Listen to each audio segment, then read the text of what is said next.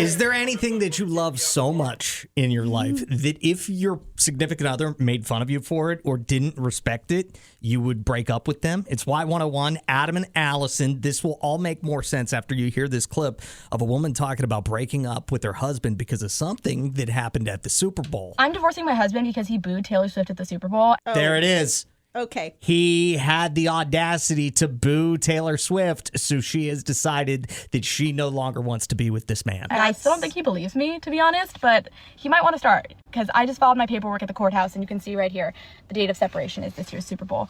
I'm not just doing this because of the action of booing. I am doing this because of everything that it represents in our relationship. I have loved Taylor Allison Swift since I was 12 years old. My husband even likes her too. Like, he'll put on her music when we're cooking together. He has a favorite song. It's Girl at Home. But we were at the Super Bowl. It was me, him, and 5 of his buddies. And when they put Taylor up on the Jumbotron, all of his buddies started booing, and my husband joined in. And that just tells me everything I need to know about that man because he didn't care that that would hurt my feelings. Do you think she has any point whatsoever? This is so bad. This is not being a girl's girl right now. But like, now that guy's going to be single, I want to go to the Super Bowl. She got to go to the Super Bowl? Well, actually, hang on. There is more to that. Oh, there is more to that. But keep listening here. He just wanted to fit in with his boys. He didn't even care that that's not even how he actually feels. He just like wanted to look cool, I guess. And that's not a man. That's a boy. And when you see that, you can't really unsee it. So I'm divorcing him. Thankfully, I have a prenup. I'll be retaining all of my assets as well as the assets that I inherited. With peace and love, he probably will not be returning to the Super Bowl anytime soon. Oh. So it was all her money that bought the tickets for them to all go to the Super Bowl. Well, So, dang it. I was like, man, I've always wanted to go. I've always, that's so cool. Like, a bucket list item. So can you think of anything like that? Like if somebody has like a massive love for Taylor Swift and they want their partner to at least respect that love that they have for Taylor Swift, can you think of something along those lines in relationships that you've had, Allison? It does seem crazy, but there was a time that I had a partner who was like, you are not allowed to make fun of that anymore. What was it? Anime. Oh my gosh. He was so into anime and like the whole, like he was into Japanese culture overall, like beyond. And I like at first thought it was kind of weird and crazy. And so I'm like making fun of stuff. And he lectured me one time, like, I know this, that, the other. He like wanted to collect samurai swords and stuff. And I was like, this is beyond me. But I wasn't allowed to talk about it. It kind of reminds me of back a few months ago whenever I said that Wicked was overhyped. And by the way, it's streaming on Peacock right now. So I think I was right. Oh, no. But Robin got all mad because she said I was yucking somebody's yum. Yeah. And I wasn't doing that. I was just saying it was overhyped. I think that that's different, but it kind of reminds me of that. Like I imagine Robin's husband has to respect her love for Wicked.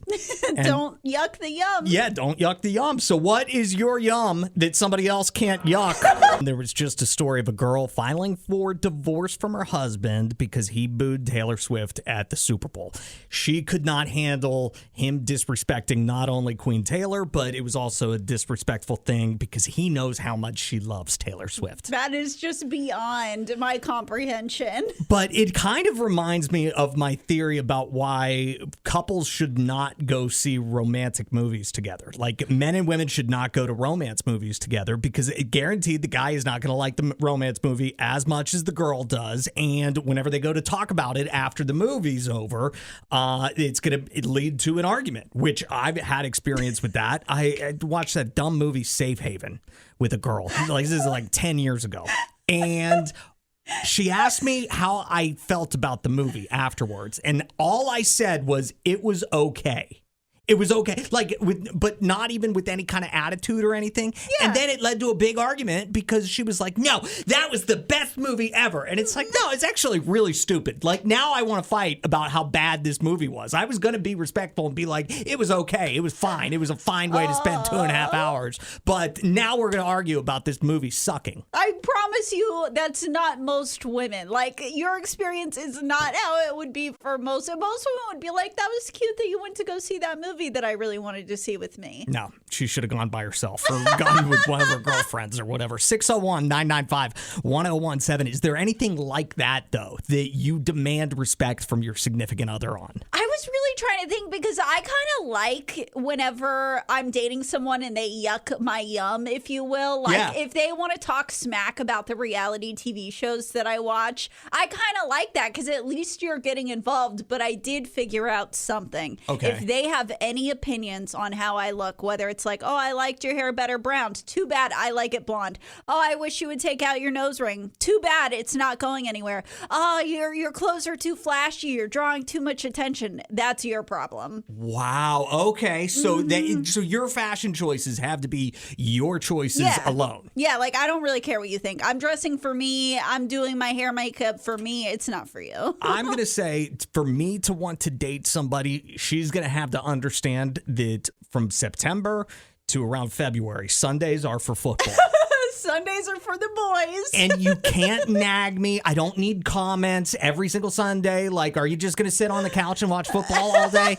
Yes, I am. From now until the second week in February, this is what you've got. Would you rather a girl who leaves you completely alone during football season or a fellow football fan who's going to be right there with you, getting all excited about the games, having her own commentary and stuff like that? Probably the first one. I knew it. Go to brunch. Go get bottomless mimosas. I'll even pay for it. Just leave me alone.